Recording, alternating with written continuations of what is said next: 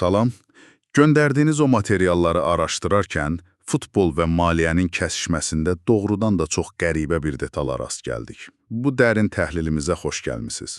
Bugünkü missiyamız futbol, maliyyə və belə deyək, gözlənilməz gəlirlər haqqında qısa amma çox maraqlı bir faktı araşdırmaqdır.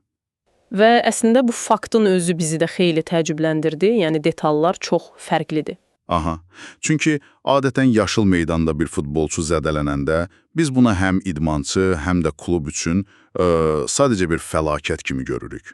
İtirilmiş xallar, stres və böyük bir xərc. Amma təqdim etdiyiniz bu materiallara əsasən belə bir zədə Barselona klubuna faktiki olaraq pul qazandırır. Həm də söhbət hansısa rəmzi və ya kiçik bir rəqəmdən getmir. Sənədlərdə açıq şəkildə göstərilir ki, Barselona məhz bu zədəyə görə tam olaraq 143 min avro məbləğində təzminat əldə edir.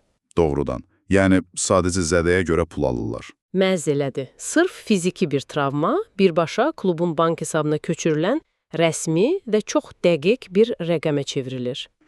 Gəlin bunu aydınlaşdıraq, çünki bu ilk baxışdan tam bir paradoksdur. Təsəvvür edin, avtomobilinizlə ağır qəzaya düşürsünüz, maşın əzilir, yəni kifayət qədər böyük stres yaşayırsınız. Düzdür? Aha, olduqca xoşa gəlməz bir ssenaridir. Düzdür, amma sığorta şirkəti sizə elə bir ödəniş edir ki, günün sonunda maliyyə baxımından qəzadan əvvəlki vəziyyətinizdən belə üstün olursunuz. Yəni, bir maşının sığortasını anlamaq asandır. Ortada cansız bir dəmir parçası var. Bəs idmançının sırf fiziki zədəsi necə dərhal 143 min avroluq konkret bir qazanca və kompensasiyaya çevrilir? Bax, burada füsunkar olan odur ki, mətndəki o təzminat anlayışı əslində çox dəqiq bir mexanizmə əsaslanır. Bu mənbə bizə mənfi bir fiziki hadisənin, yəni zədənin, Barselona üçün necə dəqiq hesablanmış və ölçülə bilən bir maliyyə axınına çevrildiyini göstərir. Bu pulu birbaşa FIFA-nın klubların qorunması proqramı ödəyir. Aha, yəni klublar əvvəllər elə məhz bundan şikayət edirdilər. Tamamilə. İllər doyu klublar deyirdi ki, baxın, biz bu oyunçulara milyonlarla avro maaş veririk, amma onlar gedib milli komandaların düşərgəsində zədələnəndə bütün zərər bizim boynumuzda qalır. Haqlıdılar əslində. Təbii ki, buna görə də FIFA bu böhranın qarşısını almaq üçün nəhəng bir sığorta fondu yaratdı. Maraqlıdır. Bəs bu hesablama necə aparılır? Yəni, o 143 min rəqəmi dəqiq hardan çıxır?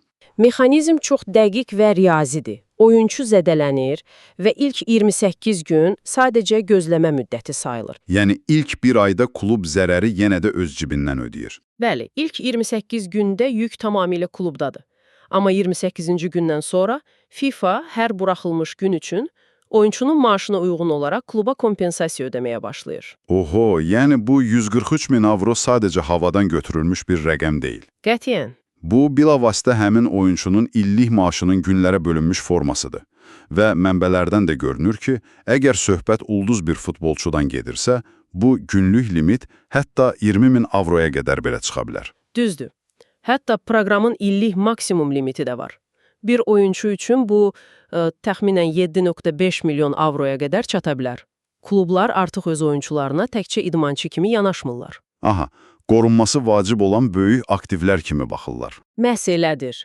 Çox milyonluq aktivlər sanki bir şirkətin səhmləri kimidirlər. Və bu aktiv sıradan çıxdıqda şirkət, yəni klub, dərhal zərərin əvəzini sığorta mexanizmi vasitəsilə qəpiyinə qədər geri alır. Yəni sənin o çəkdiyin avtomobil sığortası misalındakı kimi, burada da zədələnən əzələ əslində maşının mühərriki kimi sığortalanıb. Yaxşı. Bəs bütün bunlar nə deməkdir və bu məlumat sizin üçün niyə vacibdir? Biz ekran qarşısında əyləşib sadəcə ehtiraslı bir oyun izlədiyimizi düşünürük. Amma pərdə arxasında vəziyyət tamam başqadır. Aha, sizin göndərdiyiniz bu qısa məlumat peşəkar idmanda risklərin və kənarlaşmaların necə dəqiqliklə, rəqəmlərlə ifadə olunduğunu sübut edir. Yəni, müasir idman sadəcə yaşıl meydandakı oyundan ibarət deyil. O, hər bir zədənin, hər bir fiziki problemin belə 143 min avroluq dəqiq bir qiymət etiketinin olduğu böyük bir maliyyə mexanizmidir. Və bu reallıq bizi çox maraqlı, bəlkə də biraz düşündürücü bir sualla baş-başa buraxır. Biz sağallaşmazdan əvvəl göndərdiyiniz mənbədən doğan bu sualı özünüz üçün bir düşünün. Əgər bir idmançının zədələnib meydandan kənarda qalması kluba dərhal 143 min avro təzminat gətirirsə, bu bizim gələcəkdə idmançıların sağlamlığına və onların bədənlərinə sadəcə sığortalanmış bir maliyyə aktivi kimi baxmağımıza necə təsir edəcək?